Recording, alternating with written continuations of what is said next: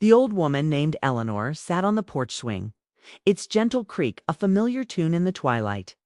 Her hands, wrinkled and spotted with age, held a small, worn photograph. It was a picture of her and her daughter Clara, from a time that felt both like yesterday and a lifetime ago. In the photo, Clara's smile was bright and unrestrained, her arms wrapped tightly around Eleanor's neck. A time when birthdays were marked with handmade cards and anniversaries with small, shared cakes this year. Like the last two, the phone remained silent on her birthday. She had baked a small cake just for herself and lit a single candle. She made a wish, as she always did, not for herself, but for a call from her daughter. The wish, like the candle's smoke, dissolved into the quiet evening air. The memories of Clara's childhood flooded back the small, excited face as she unwrapped a gift. The loud, off-key singing of happy birthday, the way she would decorate the whole house with paper stars she had meticulously cut out. "We're a team," Mama Clara had declared on her 10th birthday, her hands covered in glitter. Always. Eleanor had held on to that promise for years. But time has a cruel way of twisting promises. After Clara left for the city, the calls grew shorter, then less frequent. "Too busy, Mama," was the usual explanation. "So much work. I'll call you back soon." But soon turned into weeks. Then months.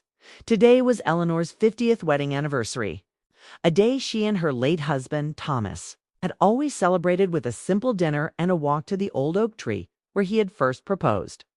They had promised to return there every year, and they had. Now she walked alone. The path was overgrown with weeds, and the tree's bark was older, more gnarled. She sat on the small bench they had carved their initials into, a promise of a forever love etched into wood. She looked at her phone, its black screen a mirror of her loneliness.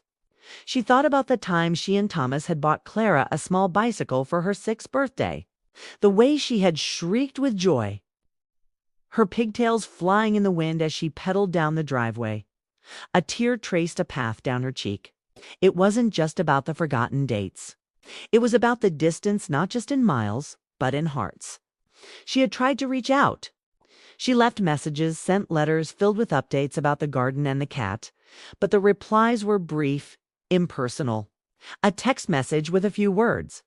A card a week late without a personal note. She walked back to her empty house, the silence amplifying her solitude. On the dining table, a half-finished photo album lay open. She had been compiling it for Clara, a visual timeline of their life together. From Clara's first steps to her high school graduation, she imagined giving it to her, sitting together on the couch, laughing and reminiscing. A way to bridge the gap. She picked up the phone again and dialed the number she knew by heart. The phone rang once, twice, 3 times. The sound was like a hammer against her heart. Just before the voicemail, a click. "Hello, Mama." Clara's voice was tired, distant. "I'm in a meeting. I can't really talk." Eleanor's voice was barely a whisper. "Clara, it's our anniversary. I just wanted to tell you, Mama." "Please," Clara interrupted. "I have to go. We'll talk later." The line went dead. The familiar final click. Eleanor sat there, the phone in her hand, the quiet of the house a suffocating blanket. She didn't put the album away. She left it open on the table, a book of memories waiting to be read. She knew, deep down, that promises aren't just written in the stars. They're kept in the heart. But sometimes even the truest hearts can lose their way in the vastness of the world. She closed her eyes, imagining the girl with the bright smile. And in that moment, she was not alone.